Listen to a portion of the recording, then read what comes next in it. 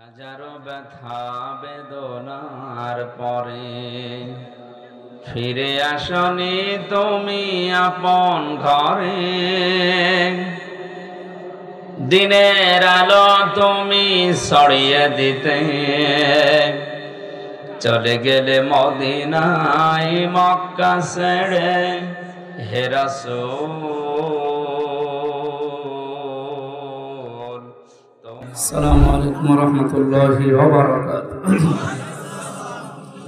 এদেশে আমরা যে দলে আছি না কেন, যে রাজনৈতিক দলের আশ্রয় আছি বা দল করি, ওই দলে যারা দায়িত্বে আছে বা নেতৃত্বে আছে, এ লোকটা আমার কাছে 100 ভাগ পরিষ্কার দিন রাতের মতো, এ কথা কেউ বলতে পারবে না।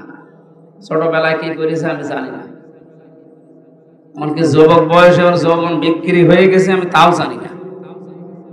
কিন্তু একজনের ব্যাপারে আল্লাহ নিজে গ্যারান্টি দিয়েছেন, ইন্নাকা লাআলা খুলুকিন আযীম, হে নবী আপনি মহান চরিত্রের উপরে প্রতিষ্ঠিত। আযীম শব্দ আল্লাহ নিজের নামটা দিয়েছেন মুহাম্মদ রাসূলুল্লাহর চরিত্র বোঝাতে গিয়ে। এমন চরিত্র দিয়েছি কিয়ামত পর্যন্ত মানুষ কোল কিনারা পাবে না, অনুসরণ করিয়েই যাবে। যারা করেছে তারা সফল হয়েছে, আমরাও যেন সফল হতে পারি। আমি ছোট্ট ভাষায় এটা বললাম, এখন আপনার বিবেক কি বলে আপনি দেখেন। সূরা মুমিনুন, মুমিন নামে একটা সূরা কোরআনে আছে, মুমিনুন নামে একটা সূরা কোরআনে আছে। মুমিনদের জীবনে সফলতা কি করে আসবে আল্লাহ সেই কথাগুলো এই সূরার শুরুতে জানিয়েছেন। সফলতা দুই প্রকার। কয় প্রকার বলেন তো? একটা দুনিয়াতে, একটা আখিরাতে। পৃথিবীতে মানুষ যত সফল হোক, 100 ভাগ সফল হওয়া কোনো মানুষের জন্য সম্ভব না। পৃথিবীতে মানুষ যত ব্যর্থ হোক, 100 ভাগ ব্যর্থ হবে না। সফলতা বিফলতার 100 ভাগ গ্যারান্টির জায়গা আখিরাত। কোন জায়গা? আল্লাহ রাব্বুল আলামিন সূরা মুমিনুন 118টা আয়াত দিয়ে নাযিল করলেন মক্কায়। 6টা রুকু আছে, আমরা প্রথম থেকে 5টা মাত্র আয়াত পড়েছি। এর আলোকে তাফসীর আকারে কথা বলার চেষ্টা চালাচ্ছি ইনশাআল্লাহ। মুমিনুন, সূরা মুমিনুন আল্লাহ রাব্বুল আলামিন নাযিল করেছেন মক্কার ওই কঠিন মুহূর্তে, যখন মুসলমানদের উপরে জুলুম নির্যাতনের স্টিম রোলার চলছিল। আজও তামাম দুনিয়ার দিকে তাকান, ঠিক আমার মনে হচ্ছে 1500 বছর আগে মক্কার যে অবস্থা ছিল সূরা মুমিনুন নাযিল হওয়ার সময়, সেটা এখন তামাম দুনিয়ায় দেখা দিয়েছে। কোনো সুসংবাদ আমাদের নেই, তামাম দুনিয়ায় এখন আমাদের জন্য দুঃসংবাদ। 13 লাখ পর্যন্ত মানুষ আমাদের দেশে এসে আশ্রয় অলরেডি নিয়ে ফেলেছে মায়ানমার থেকে। ঈদের দিন পর্যন্ত বাদ যাচ্ছে না, মানুষ হত্যা হতে আছে ফিলিস্তিনে। তামাম দুনিয়ার দিকে তাকালে শুধু মায়ের খাওয়া ছাড়া আমাদের কোনো কিছু খাওয়ার আর বাকি নেই, সাদি মায়ের খায়। আল্লাহ ওই সময় নাযিল করেছিলেন সূরা মুমিনুন। এখন যদি কোরআন নাযিল হওয়ার সিস্টেম থাকতো, আমার মনে হয় বিশ্বের মুসলমানদের এই দৃশ্য দেখে আল্লাহ রাব্বুল আলামিন সূরা মুমিনুন আবার নাযিল করতেন। এখন দেখি আল্লাহ কি এই জানালেন ওই সময় মুসলমান যারা ছিল তাদেরকে। আল্লাহ পাক বলেন, কদ আফলাহাল মুমিনুন, অবশ্যই মুমিন যারা সফল হয়ে গেছে তারা। শব্দের দিকে একটু খেয়াল করে শুনেন, আপনার ভালো লাগবে। কারণ কোরআন শরীফে তো হামজার মুখের কথা নয়, কার কথা বলেন তো? আল্লাহর কথা যেভাবে শুনতে হয় ওইরকম মন নিয়ে অ্যাক্টিভ ভাবে শুনেন, অবশ্যই ভালো লাগবে। আল্লাহ পাক বলেন, কদ আফলাহাল মুমিনুন, মুমিন যারা সফল তারা। আর মুমিন যারা সফল হয়ে গেছে, না হবে, হয়ে গেছে। অতীতের শব্দ দিয়েছেন আল্লাহ, মাঝি এটা পাস্ট দিয়েছেন। অথচ যে সময় এই আয়াতটা আল্লাহ আকাশ থেকে পাঠাচ্ছেন, ওই সময়ে মুমিনেরা সফল না, চারিদিকে মার খাচ্ছে। হযরতে বেলালের মতো মানুষ, তার গলায় রশি দিয়ে টানা হচ্ছে। হযরতে খাব্বাবের পিঠে আগুনের ছাকা দেওয়া হচ্ছে ঈমান আনার কারণে। আমাদের দেশের অবস্থা যাই হোক, ঈমান এনেছি আমি মুসলমান এই কথা বললে মারছে এমন পরিস্থিতি হয়েছে না। এরকম পরিস্থিতি ১৫০০ বছর আগে ছিল যে ঈমান এনেছি এ কথা বললে মারতো, তারা অত্যাচার করত। এই কঠিন পরিস্থিতিতে আল্লাহ সান্ত্বনা দেওয়ার জন্য জানালেন, কদ আফলাহাল মুমিনুন, ঈমান যারা এনেছো আমি আল্লাহ বলছি তোমরা সফল হয়ে গেছো। আমাদের দেশে সফলতা বিফলতার মানদণ্ড আমরা মনে করি বাড়ি হবে, গাড়ি হবে, ব্যবসা প্রতিষ্ঠান বড় বড় হবে, সাবেক আইসির মতো ধরা খাবে, এটার নাম সফলতা না। এদেশে অনেক মানুষ মনে করে যে আগে লোকটা গরিব ছিল, অনার্স মাস্টার শেষ করার পর বা এদিকে ডিগ্রি পাস করার পরে এমএ পাস করার পরে একটা চাকরি পেয়েছে, এমন চাকরি 2 লাখ টাকা একবারে বেতন পায়।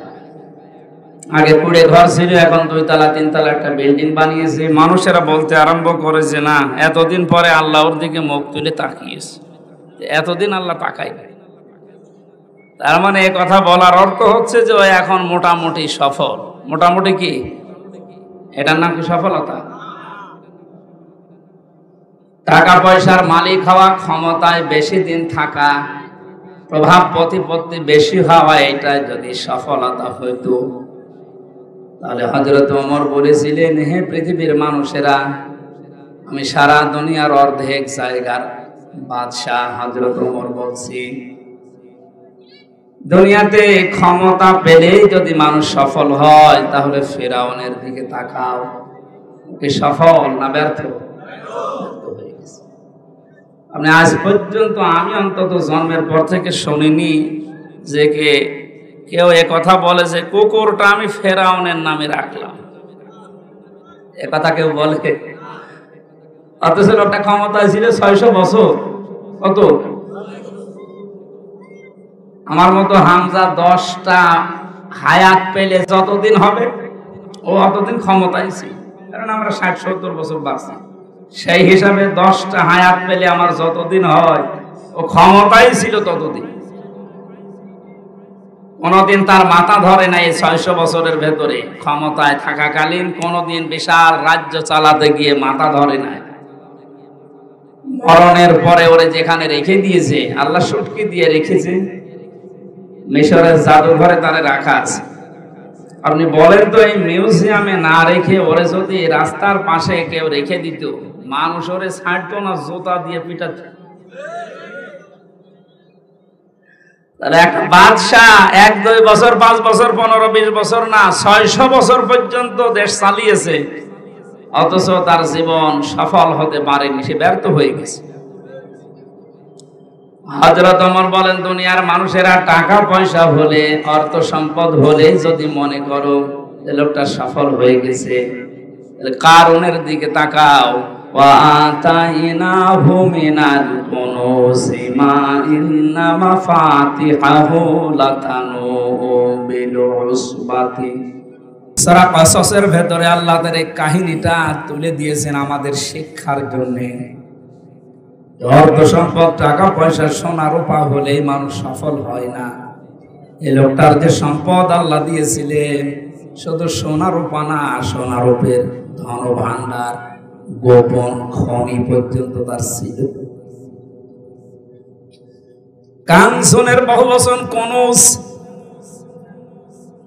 গুপ্ত ধন, এত পরিমাণে আল্লাহ তাকে দিয়েছিলেন। একদল শক্তিশালী যুবক তার সম্পদের বোঝা বহন করার জন্য, যে তালা চাবি লাগে, চাবি বহন করার জন্য একদল যুবক শক্তিশালী, এরা বহন করে নিয়ে বেড়াতো। একটু হিসাব মিলা, চাবি বহন করতে যদি একদল যুবক লাগে, তালা বহন করতে কতজন লাগবে? তালা যদি এত হয় তাহলে তার ব্যাংক ব্যালেন্স, তার সিন্ধুক বাক্স কত ছিল, কত সম্পদ ছিল, আমাদের ব্রেনে ধরবে না।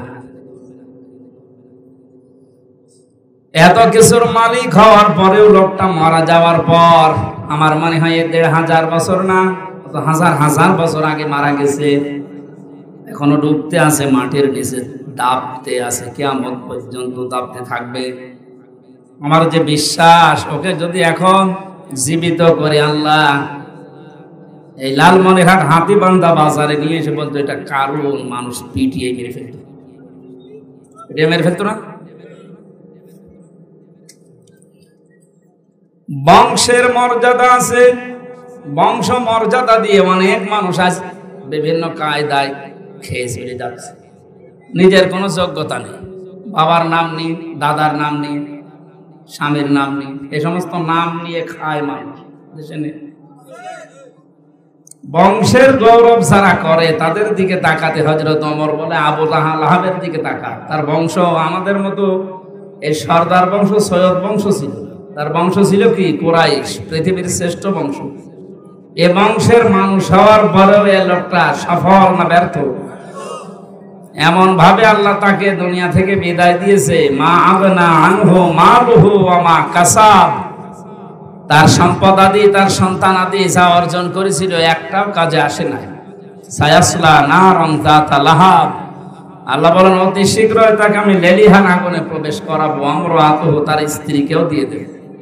আমার এটা বলার উদ্দেশ্য না, হযরত ওমর তিনি পৃথিবীর মানুষকে জানাতে চেয়েছিলেন যে মানুষ যাদেরকে সফল মনে করে, যে বেশি দিন হায়াত পেলাম, বেশি দিন বেঁচে থাকলাম, টাকা পয়সা বেশি হচ্ছে, ক্ষমতায় বেশি দিন আছি, ভালো বংশের লোক আমি, প্রভাব প্রতিপত্তি এই নিয়ে, এইটাই সফলতা না। মানুষের সফলতা হচ্ছে তার ঈমান আছে কিনা, কি আছে কিনা। এই চর এলাকার মানুষেরা আমার মনে হয় যে দৃশ্য নিয়ে আমি দেখতে পাচ্ছি যেভাবে বসবাস করছে, আপনার আর কিছু না থাক, যদি ঈমানটা থাকে আপনি নিজে, আল্লাহ বলেন ওই লোকটা আমার বন্ধু। বুশকে, জো বাইডেনকে আল্লাহ বন্ধু, এ কথা কোরআনে কোনো জায়গায় নাই। গাইবান্ধা, লালমনিরহাট, কুড়িগ্রাম, চর অঞ্চলের এই গরিব মানুষ যার ঈমান আছে, তাকে আল্লাহ নিজে বন্ধু বলে ডাক দিয়েছে। জোরে বলেন সুবহানাল্লাহ। আল্লাহু ওয়ালিয়ুল্লাযিনা আমানু, আল্লাহ বলেন ঈমান যারা এনেছে আমি আল্লাহ নিজে তাদের বন্ধু হয়ে গেছি। ইখরিজুহুম মিনাজ যুলুমাতি ইলান নূর, আমি আল্লাহ যদি কারো বন্ধু হয়ে যায়, ওই মানুষকে অন্ধকার থেকে বের করে আমি আলোর দিকে নিয়ে যাই। শিরিক, বেদাত, কুফরি এই সমস্ত গুনাহগারের রাস্তা থেকে বাদ দিয়ে কোরআনের রাস্তায়, আলোর রাস্তায় আমি আল্লাহ তাকে নিয়ে ডেকে নিয়ে আসি, পথ দেখাই। ওয়াল্লাযীনা কাফারু আউলিয়াউহুমুত তাগুত ইখরিজুনাহুম মিনান নূরি ইলাজ যুলুমাত, আল্লাহ বলেন যারা কুফরি করে শয়তান তাদের বন্ধু হয়ে যায়। শয়তান যদি কারো বন্ধু হয় তারও কিছু দায়িত্ব আছে। তারা কোরআনের পথ থেকে, মানবতার পথ থেকে, আল্লাহর পথ থেকে, আলোর পথ থেকে মানুষের তৈরি করা নিয়ম নীতি, শিরিক, কুফর, বেদাত এই সমস্ত তন্ত্র মন্ত্রের দিকে মানুষকে নিয়ে যায়।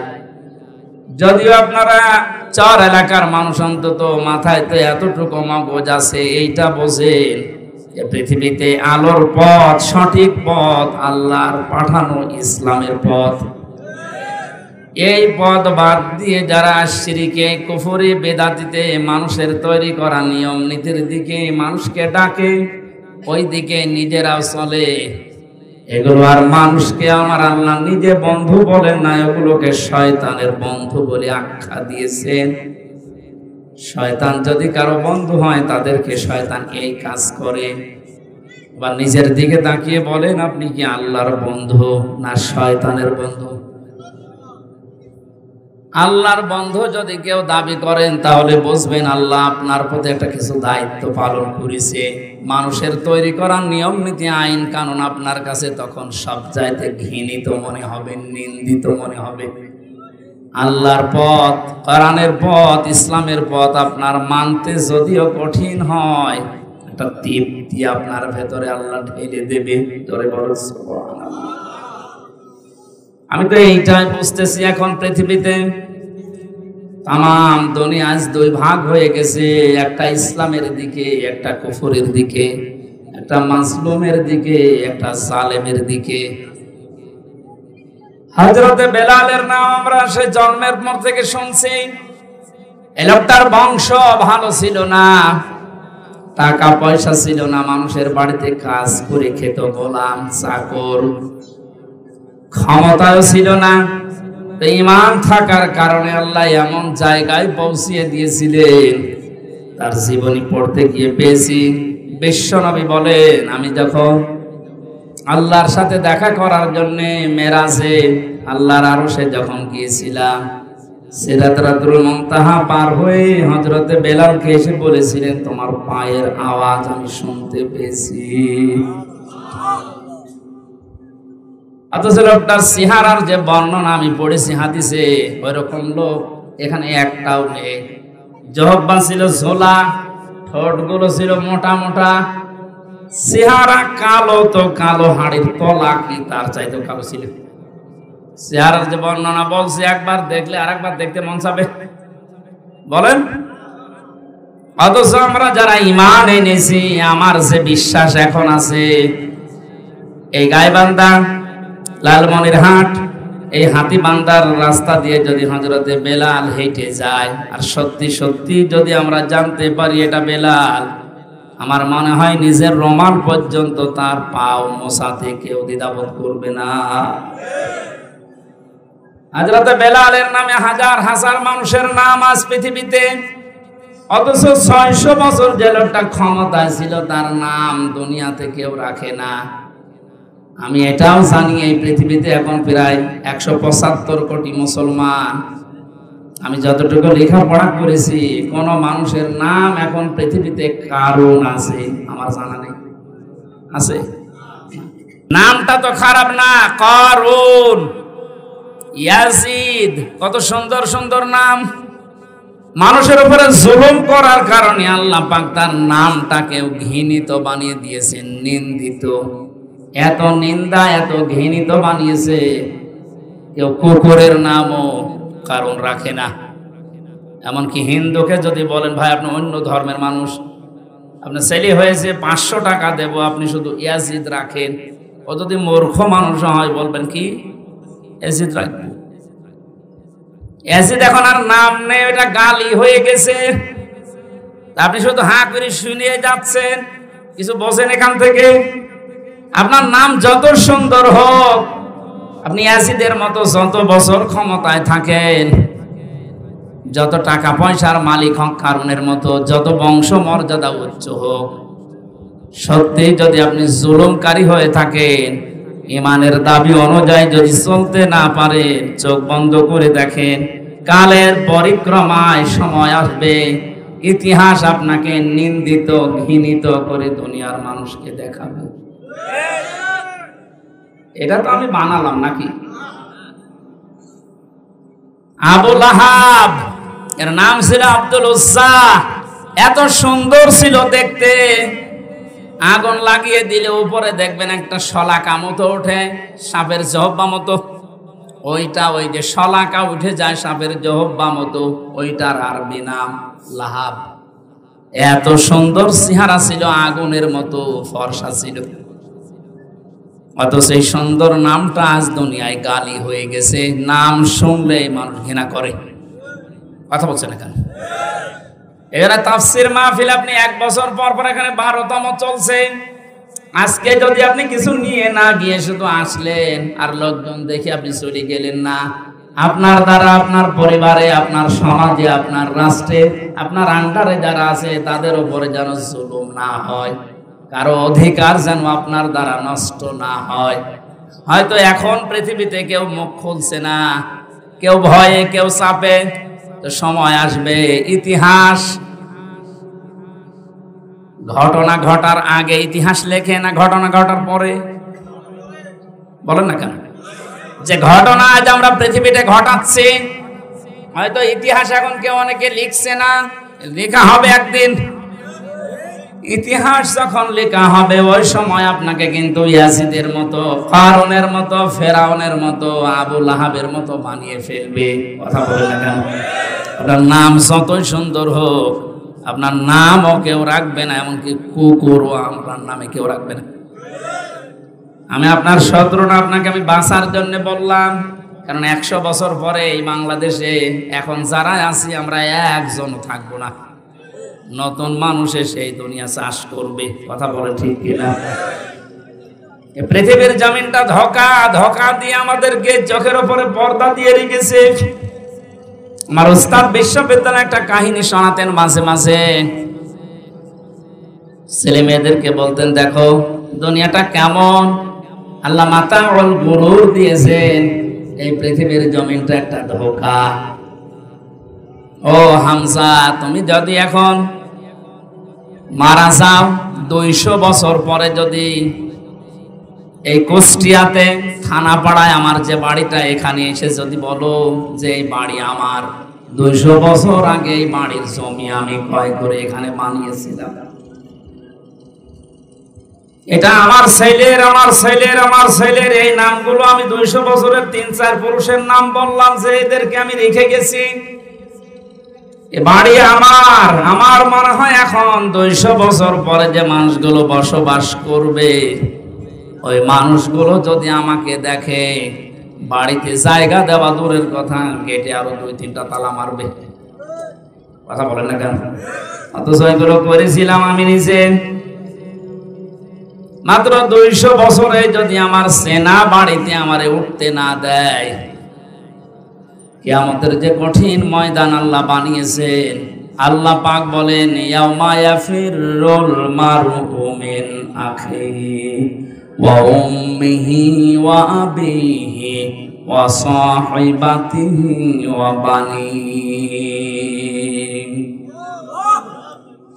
কিয়ামতের একটা ময়দান এত কঠিন তৈরি হবে, আল্লাহ বলেন মানুষ পালিয়ে যাবে তার আপনজন থেকে। প্রথমে তার ভাই থেকে পালাবে, তার স্ত্রী থেকে, তার মা থেকে, বাবা থেকে, বন্ধু বান্ধব থেকে। সুতরাং আমরা যেন ওই বিপদের সম্মুখীন না হই, আগে থেকে সতর্ক করার জন্য আজকের এই অনুষ্ঠান। ঈমান যাদের আছে, কোনো হতাশা নেই, কোনো চিন্তা নেই। ওই ধনী মানুষ মারা গেলেও সেই কবরে দেবে, হামসা মারা গেলেও ওই কবরেই দেবে। কথা বলেন ঠিক কিনা? আমার আসল বিষয় হচ্ছে আমার ঈমান আছে কিনা। ওয়ালা তাহিনু ওয়ালা তাহজানু ওয়া আনতুমুল আ'লাউনা ইন কুনতুম মুমিনিন। কোনো ভয় নেই, কোনো চিন্তা নেই।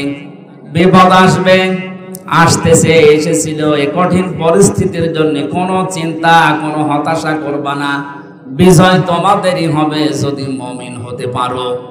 সুতরাং বাংলাদেশের সহ বিশ্বের দিকে তাকিয়ে যে কঠিন পরিস্থিতি এখন চলছে, এটার জন্য আমার 1 সেকেন্ডের জন্য কোনো হতাশা নেই, কোনো চিন্তা, কোনো ভয়ও নেই। ভয় যা ছিল আরো দূর হয়ে গেছে। কারণ আমি জানি যে এই পৃথিবীতে আসল সফলতা ঈমানের কারণে, ঈমানদারের জন্য। ওই বুশের দাম, বেরোয়ারের দাম আল্লাহর কাছে কানা কড়ি পরিমাণেও নেই। যে মানুষটা রিকশা চালিয়ে খায় অথচ ঈমান আছে, এর মর্যাদা বাইডেনের চাইতে আল্লাহর কাছে কোটি গুণে বেশি।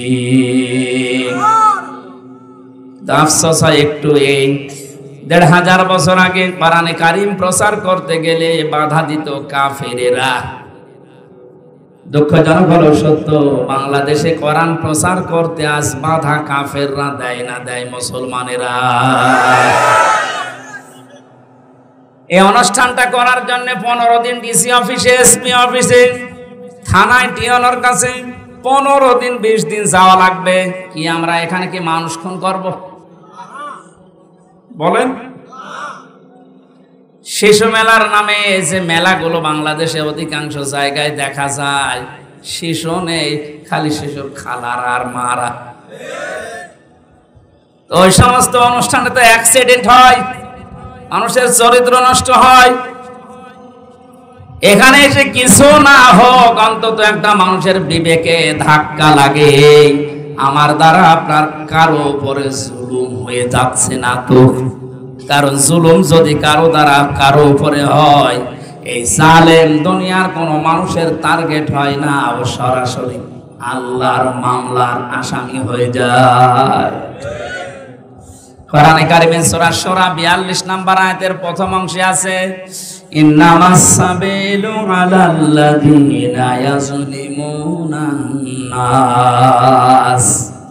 আল্লাহ পাক বলেন অবশ্যই আমি আল্লাহ মামলা দেব, কেস করব, অভিযোগ দেব কিয়ামতের ময়দানে তাদের বিরুদ্ধে, দুনিয়ায় যারা মানুষ হয়ে মানুষের উপরে জুলুম করেছিল। ও লালমনিরহাট বাসী, বিবেক যদি একটু থাকে একটু কাজে লাগান, এটা রেকর্ড হয়ে কালকেই সারা বাংলাদেশে ছড়াবে। আমার সামনে এখন মাত্র 1000 মানুষ না, আমার সামনে এখন 18 কোটি মানুষ।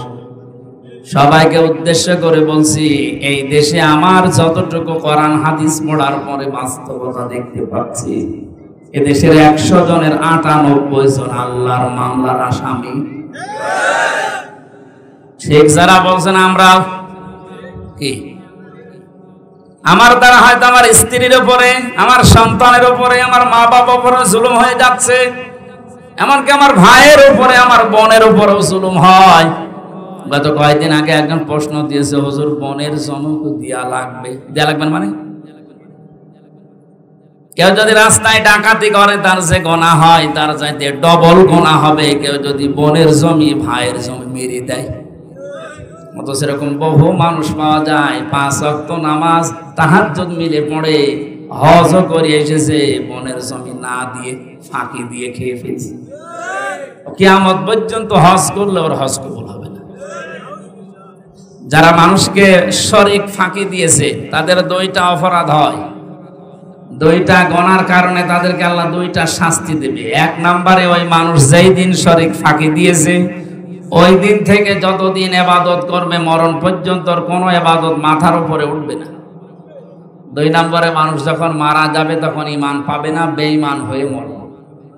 বাংলাদেশে শরীক ফাঁকি দেওয়া মানুষ আছে না?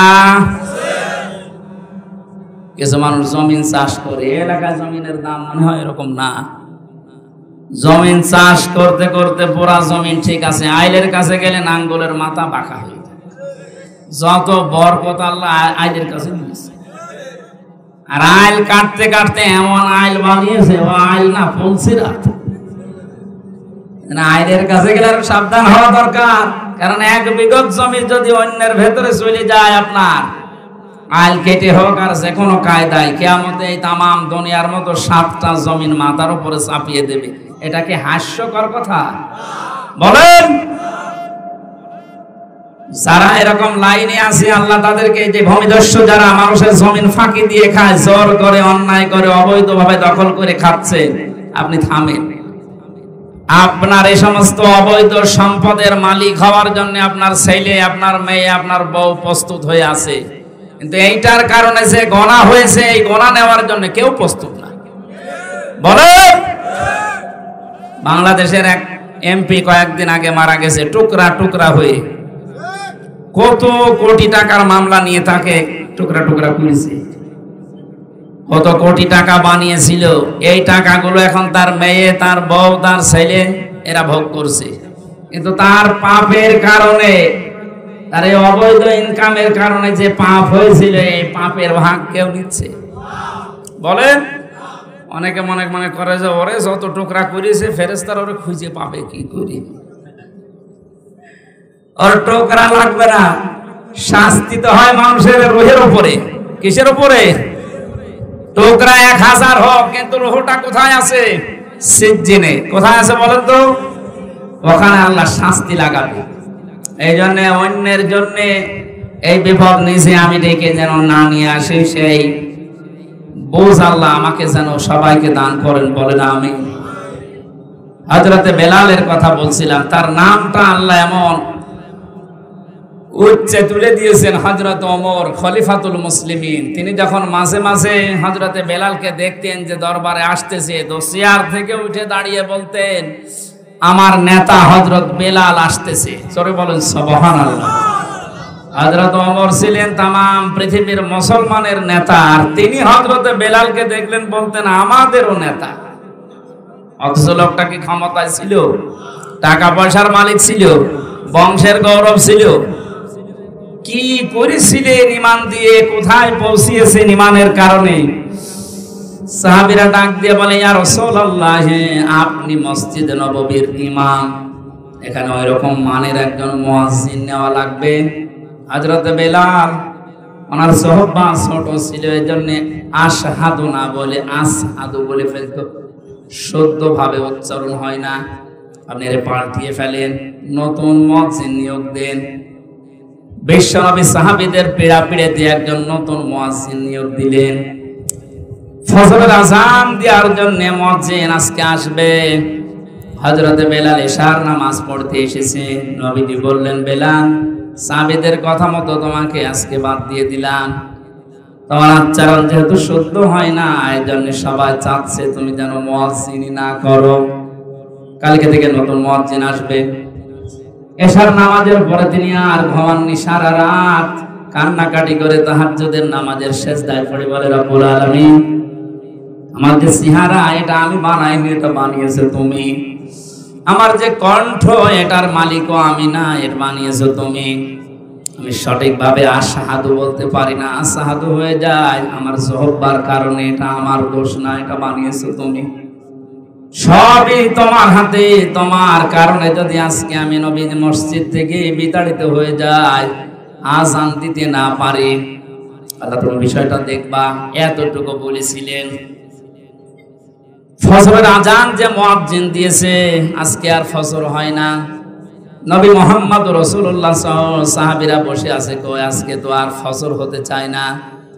জিবরাইল এসে বলে, ইয়া রাসূলুল্লাহ, আজকে কি আযান হবে না?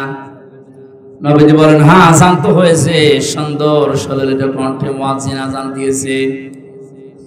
হযরতে জিবরাইল বলে, ইয়া রাসূলুল্লাহ, প্রতিদিন যে বেলাল আযান দেয়, আযান শুনে ফেরেশতারা পর্যন্ত বাইতুল মামুর মসজিদে নামাজ আদায় করে। বেলাল আজকে আযান দেয়নি, এজন্য আরো সে আযান পৌঁছায়নি। আল্লাহ আমাকে বলতে পাঠিয়েছে, ও বেলাল যদি আযান আজকে না দেয়, কিয়ামত পর্যন্ত রাত থেকে যাবে, ভোর হবে না। কোথায় পৌঁছিয়েছিলেন তিনি? ঈমানের কারণে। অথচ যে সমস্ত মানুষদেরকে আমরা সফল বলছি, ওই মানুষগুলো আজ তারা দুনিয়ার জীবনেই ব্যর্থ। কয়েকজনের উদাহরণ দেয়নি? ফেরাউনকে আমার যতটুকু ধারণা, বাংলাদেশের কোন জেলাতে ওই মিউজিয়াম থেকে ওই লাশটা এনে যদি রাস্তার ধারে কেউ রাখতো, যে দেখে যা, মানুষ শুধু দেখতো না, থুতু নিক্ষেপ করতো এবং জুতা দিয়ে পিটাতো। ফেরাউনের সাথে বাদশা থাকার কারণেও যদি এই হাজার হাজার বছর পরে এটা করতে পারে মানুষ, আপনার মনে হচ্ছে তাহলে এখন থেকে 20 বছর পরে এই পৃথিবীতে আজ যারা জালেম, এরা যদি মারা যায়, কবর থেকে তুলে যদি ওদেরকে আপনি বাইতুল মুকাররমের সামনে রাখেন, মানুষ জুতা দিয়ে পিটাবে। এটা আল্লাহ জানিয়েছেন সফল তো তারা যারা মুমিন। কোন সময় এটা নাজিল হচ্ছে? যে সময় চারিদিকে জুলুম নির্যাতন স্টিমরোলার চলছিল। আজও পৃথিবীতে আমার মনে হয় ওই দৃশ্য সারা পৃথিবীতে এখন বিদ্যমান। আল্লাহ যেন হাতে ধরে আমাদের মাথায় হাত দিয়ে, আমাদের মুখে হাত দিয়ে আদর করে বলছে, গোলামেরা কোনো চিন্তা নেই, সফল তারা, ঈমানদার যারা। যেহেতু আমরা ঈমান এনেছি, আমাদের ঈমানের ভেতরে ভুল ত্রুটি হয়তো থাকতে পারে, কিন্তু আমরা ঈমানদার। আমরা কি বলেন বলেন? আমরা ঈমানদার। আমাদের ভেতরে কয়েকটা গুণ এখন থাকা বাঞ্ছনীয়, থাকতেই হবে। আল্লাহ পাক বলেন সফল ঈমানদার কারা জানো? আল্লাযীনা হুম ফি সালাতিহিম খাশিউন, যারা তাদের নামাজে খুশু খুজু, বিনয় এবং নম্রতা নিয়ে নামাজ আদায় করে। প্রশ্ন আসতে পারে, হুজুর ঈমান আমার আছে কিন্তু নামাজ আমি পড়ি না। না, আপনার ঈমান যে আছে এর বহির প্রকাশ করার জন্য নামাজ লাগবে। মনে মনে এটা আসতে পারে, আমি আমার যে অবস্থা, আমি পানির উপরে থাকি, আমি নামাজ এখানে পড়বো কি করি? বিশ্বনবী বলেন, সমুদ্রের ভেতরে জাহাজ যদি ডুবে যায়, নৌকা যদি ডুবে যায়, এই অবস্থায় যদি নামাজের সময় হয়ে যায়, একটা কাঠ, তক্তা বা একটা কিছু ধরার মতো পেয়েছো, এক হাত দিয়ে আঁকড়িয়ে ধরো আর এক হাত দিয়ে ইশারা করে হলো নামাজ আদায় করো। পৃথিবীতে মেয়েদের সন্তান যখন দুনিয়ায় আসে, প্রথমে পানি দেখা যায়। কি দেখা যায়? মায়ের লজ্জাস্থানে প্রথমে পানি দেখা যায়, এরপরে রক্ত, এরপরে সন্তানের মাথা। আল্লাহর হাবিব জানিয়েছেন একটা মহিলার সন্তান দুনিয়ায় আসতেছে, পানি চলে এসেছে, কঠিন অবস্থায়ও যদি মনে হয় যে নামাজের সময় হয়ে গেছে, তোলার ভেতরে এই মেয়েটাকে বসিয়ে সন্তানের মাথা বিছিয়ে দিয়ে বলো নামাজ পড়তে। আপনি আছেন কোন যুক্তিতে? এরকম কঠিন পরিস্থিতিতে নামাজ আদায় করার যদি নির্দেশ থাকে, তা আপনি কি অজুহাত দিতে পারেন বলেন? এখানে দুনিয়ায় আমাদের বিভিন্ন সমস্যা, হতাশা আসতেছে, আসবে। আরে শহর এলাকার মানুষ তো এমনি অভাবে আসবে। যত অভাব হোক, যে কোনো কষ্ট হোক, মুসিবত হোক, যদি হতাশা আপনাকে ঘিরে ধরে আর কোনো পথ পাচ্ছেন না, লম্বা একটা সেজদা দিয়ে যদি চোখের পানি ফেলে কিছু বলতে পারেন, আল্লাহ আমি কিন্তু সত্যি অসহায়, আমার তো মনে হয় সেজদা যদি লম্বা হয়ে যায় আর চোখ দিয়ে যদি মন থেকে পানি নিয়ে আসছে গড়িয়ে ফেলতে পারেন, মনে মনে দেখবেন আল্লাহ যেন আপনার মাথায় হাত বোলাচ্ছে। সেজদা তো আমাদের এরকম হয় না। খুশু খুজুর সেজদাটা আলাদা জিনিস। আজকে থেকে একটা লম্বা করে সেজদা দেওয়া আরম্ভ করবেন, আর সেজদার ভেতরে বাংলায় দোয়া করবেন। নফল নামাজে, সুন্নাত নামাজে মনের কথাগুলো বাংলায় বলা যায়। কথা বুঝতেছেন আমার? শুধু ফরজ নামাজ, ওয়াজিব নামাজ বাদ দিয়ে সুন্নত নফল নামাজ যেগুলো আছে, এগুলো সেজদায় বা রুকুতে যে মনের কথাগুলো, এই বিপদ আছে, এই সমস্যা আছে, এই অসুস্থতায় আছি, পরিবারে এই ঝামেলা আছে, এগুলো সেজদায় যে কান্নাকাটি করে বাংলায় আপনি বলবেন। যত বাংলায় যে ভাষায় আপনি কথা বলতে পারেন, ওইটাই যদি আল্লাহকে বোঝাতে পারেন মনের ভাষা দিয়ে, যত আবেগ আসবে আপনার ভেতরে, তত তাড়াতাড়ি আপনার দোয়াটা কবুল হওয়ার সম্ভাবনা বেশি। সফল হতে হলে আমাদেরকে প্রথমে নামাজ ধরতে হবে। যারা নামাজ পড়েন না, 5 ওয়াক্ত নামাজ আরম্ভ করেন, নামাজের ভেতরে খুশু আর খুজুনি আনতে হলে নামাজ বুঝতে হবে আগে। সাবি নামাজ আদায় করার পরে সেজদা শেষ, নামাজ শেষ, চলে যাচ্ছে, নবীজি বললেন দাঁড়াও, নামাজ পড়ো। তুমি যেন নামাজ পড়োনি। সাবি আবার নামাজ আদায় করলেন। বিশ্বনবী বললেন তুমি নামাজ পড়ো, তুমি নামাজ পড়োনি। লোকটা আবার নামাজ আদায় করেছে। নবীজি বললেন নামাজ পড়ো, তুমি যেন নামাজ পড়োনি। লোকটা আবার বসে পড়েছে। ডাক দিয়ে বলে ইয়া রাসূলুল্লাহ, আমি এর চাইতে সুন্দর করে নামাজ আর পড়তে পারি না। আল্লাহর নবী বললেন এতক্ষণ পর্যন্ত যে নামাজ আদায় করেছো, এই নামাজ আমি শেখাইনি। সল্লু কামা রাআইতুমুনি উসাল্লি, নামাজ পড়ো ওইভাবে যেভাবে আমাকে পড়তে দেখো। এই জন্য লালমনিরহাটবাসী নামাজ আজকে থেকে আরম্ভ করবেন। নামাজের 13টা ফরজ, 14টা ওয়াজিব। যারা জানে তাদের কাছে 1 দিন 2 দিন 5 দিন করে করে শিখে নেন। মনে করবেন এইটা আমার খাবার খাওয়ার মতো একটা দায়িত্ব। কথা বুঝতেছেন?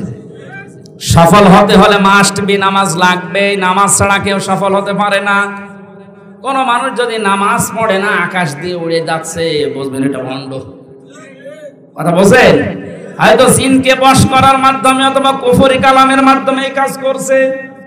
নামাজ আদায় না করে কেউ যদি আকাশ দিয়ে উড়ে যায়, ওটা যদি ভণ্ড হয়। যে দরবারে গেলে নামাজ নেই, নামাজের শিক্ষা নেই, ওটা ভণ্ডের দরবার না। এই জন্য আশা করছি আপনি নামাজ আদায় করা শুরু করবেন।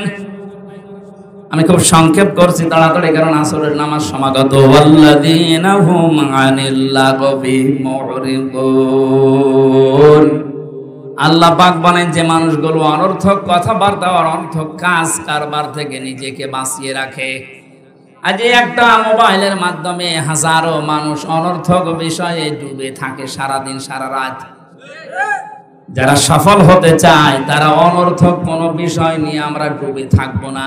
যেই কাজের কোনো অর্থ নেই, যেই কাজের কোনো সময় দিলে কোনো অর্থ পাওয়া যায় না, দুনিয়া আখিরাতের কোনো লাভ হয় না, ওইরকম কোনো কাজে মুমিন যেতে পারে না।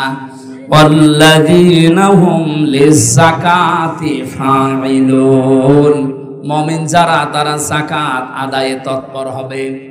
প্রশ্ন আসতে পারে, আয়াতগুলো তো নাজিল হয়েছে মক্কায়, আর যাকাতের বিধান নাজিল হয়েছে মদিনায়, তাও হিজরত করার 2 বছর পর। তাহলে এই আয়াতগুলো কি মিথ্যা? আল্লাহ রাব্বুল আলামিন এখানে যাকাত দ্বারা শুধুমাত্র সম্পদের যাকাত না, নিজের শরীরকে, নিজের মনকে পরিচ্ছন্ন করা, পবিত্র করার দিকেও ইঙ্গিত দিয়েছেন। সুতরাং আজ আমাদের শরীর 3.5 হাত বডি পবিত্র করা লাগবে, কোনো হারাম জিনিস যেন আমার ভেতরে প্রবেশ না করে।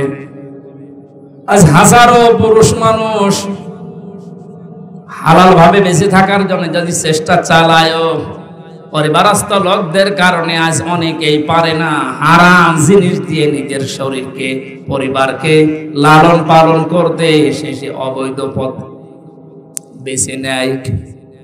এজন্য আমরা যদি সফল হতে চাই, অবশ্যই আমাদেরকে পবিত্র শরীর, মন, আত্মা, قد أفلح من تزكى। আল্লাহ পাক বলেন সফল হয়েছে তারা যারা নিজেদেরকে পরিচ্ছন্ন, পবিত্র, শুদ্ধ করতে পেরেছে। আল্লাহ আমাকে সব প্রত্যেককে এরকম মন দান করেন, বলেন আমিন। একটু আগে বললাম না, যাদের কারণে আপনি অবৈধভাবে টাকা ইনকাম করে রেখে যাচ্ছেন, তারা এই ইনকামের ভাগ নিতে রাজি আছে, কিন্তু আপনার পাপের ভাগ নিতে কেউ রাজি না। এর পরেরটা আছে ওয়াল্লাযীনা হুম লিফুরুজিহিম হাফিজুন। এই মানুষগুলো যদি সফল হতে চায়, তারা নিজেদের লজ্জা স্থানের হেফাজত করে। হাজারো মেয়ে লোক পেছনে বসে আছে, এটা শুধু এদের জন্য না, রেকর্ড হচ্ছে এই কারণে বলছি। আজ হাজার হাজার ইমানদার দেশ বিদেশে নিজের লজ্জা স্থান অন্য জায়গায় ব্যবহার করছে নিজের স্ত্রীর উদাসীনতার কারণে। যে পরকীয়া প্রেম করে মানুষ, সব করে মনে করছেন, সব করে যদি করে, আমার মনে হয় 100 জনের 70 জন, বাকি 30 জন বাধ্য হয় উল্টাপাল্টা কাজ করতে।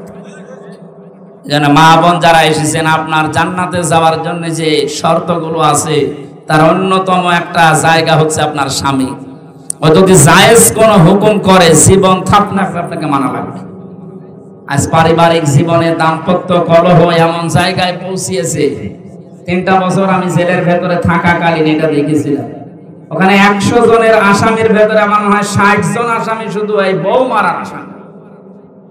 এই মানে মেয়ে লোক কেন্দ্রিক পারিবারিক জীবনে অশান্তি, সমস্যা, ছোটখাটো জিনিস নিয়ে ওরা মনোমালিন্য করে শেষ পর্যন্ত বউকে হয় মেরে ফেলে, আদা মারা করে ফেলে। এখন কাশিমপুর, গাজীপুর কারাগারে যে লোকটা ফাঁসি দেয়, জল্লাদ, এই লোকটার মামলা খুব বড় মামলা না, এই বউ মারা মামলা। অথচ অনেক বছর সৌদি আরব ছিল। ওখান থেকে এসে বিয়ে করার পরে মা আর বউর মিল নেই, ছোটখাটো জিনিস নিয়ে খালি গন্ডগোল করে। ও মনে মনে ভাবছে আমার নিজের সম্পদ আমি মাকে দেব, বোনকে দেব, আর এ দেখতে পারে না। মানে সংশোধন করার জন্য একটা থাপ্পড় দিয়েছিল, জায়গা মতো লেগেছে, সাদা গেছিল, জেল খাটতেছে। ও যাবজ্জীবন, ফাঁসির আসামি ছিল, এখন যাবজ্জীবন, 30 বছর জেল খাটা লাগবে। এরপর 17 বছর ছিলাম, শুনলাম যে বিদেশ ছিল সৌদি আরব, 30 বছর জেল খাটা লাগে। ওর জীবন আর কি থাকে বলেন? ওকে খুব বড় অপরাধ করে গেছে, এই পারিবারিক জীবনের সামান্য বিষয় নয়। এই জন্য ফুরুজিহিম হাফিজুনের ব্যাখ্যা ইবনে কাসিরে প্রায় 8-9 পৃষ্ঠা, আজকেও আমি আসার সময় দেখছিলাম, এত লেখা আছে। আজ হাজারো মানুষের লজ্জাস্থানগুলো ধ্বংস হয়ে যাচ্ছে পারিবারিক জীবনের ছোটখাটো বিষয় নিয়ে। সম্মানিত মা বোনেরা, আপনাকে আল্লাহ যে সম্পদ দিয়েছে, এই সম্পদটা শুধু স্বামীর জন্য খাস, অন্য জায়গায় ব্যবহার করে নষ্ট করে ফেলেছেন। আপনার যৌবন জীবনকে বিক্রি করে দিয়েছেন, এ কারণে আজ পারিবারিক জীবনে শান্তি নেই। এই জন্য বের হওয়ার পরে আমি এই বইগুলো লিখেছিলাম পুরুষদের জন্য, আর মেয়েদের জন্য একটা আছে পারিবারিক জীবনে অশান্তি এবং তার সমাধানের কারণটা কি। যতগুলো ইন্টারভিউ নিয়েছিলাম ভেতরে থাকতে, ওদের কাছ থেকে যেগুলো পেয়েছি কোরআনের সাথে হাদিসের সাথে মিলিয়ে পয়েন্ট আকারে করেছি। মেয়েদেরকে পড়তে দেবে, নিজের বউকে, মেয়েকে, বেটার বউকে, ফুফুকে, খালাকে, মাকে, এগুলো পড়া। 120 পৃষ্ঠা পর্যন্ত লিখেছিলাম। এটা পুরাটা শেষ করতে পারলে আমার মনে হয় পরিবারে শান্তি আসবে ইনশাআল্লাহ। প্রেম যেটা, এটা বন্ধ হবে আমার যতটুকু বিশ্বাস। আমি যাদেরকে দিয়েছি এটা বাংলাদেশের বিভিন্ন জেলাতে যারা পেয়েছে পড়েছে পরবর্তীতে জানিয়েছে, হ্যাঁ আমার বউ এখন অনেক ফিরে এসেছে, আমার মেয়ে এখন অনেক গোছালো জীবন যাপন করে।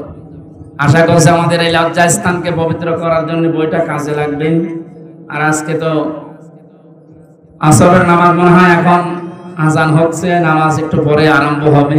আপনারা এটা নিয়ে আজকের মতো দিনের বেলায় মাহফিল আসলে হয় না, মাহফিলগুলো রাতের বেলা হয়। আপনারা ডেট মাননি শীতের সময়। আর 3টা বছর তো ছিলাম জেলখানায়, এটা পাবেন কি করে? বের হয়েছিলাম ডিসেম্বরের শেষের দিকে, জানুয়ারির 15, 11, 12 তারিখ থেকে এই অনুষ্ঠানগুলো সারা বাংলাদেশের সব জায়গায় যাওয়া লাগে। তো এই কারণে ডেট দেওয়া যায় না। 560টার উপরে থানা, এক এক থানায় একবার করে গেলেও প্রায় 2-3 বছর পরে এক জায়গায় আসা যায়। আর আমি তো 3 বছর ছিলামই ভেতরে, এই জন্য অনেকদিন পরে এসেছি। যে হাতীবান্ধা শহরে একবার এসেছিলাম জেল থেকে বের হওয়ার পরে, আর আজকে আপনাদের এখানে আসলাম। আবার শীতের সময় রাতের বেলা আসবো ইনশাল্লাহ। বইটা যাওয়ার আগে যেহেতু অনেক কষ্ট করে নিয়ে এসেছে ছেলেরা, যাওয়ার আগে মোনাজাতের পরে এটা নিয়ে বাড়িতে নিজের বউকে মেয়েকে পড়াবে। আশা করছি কাজে লাগবে। আমি